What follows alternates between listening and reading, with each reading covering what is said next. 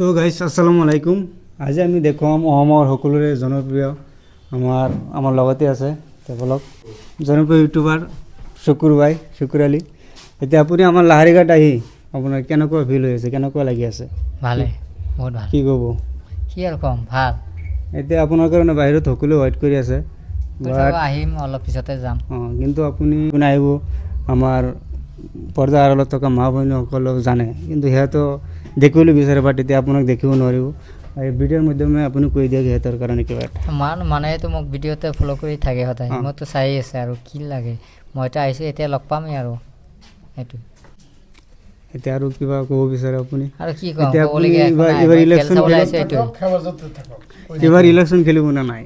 আহক, সময় আহিলে দেখা যায়।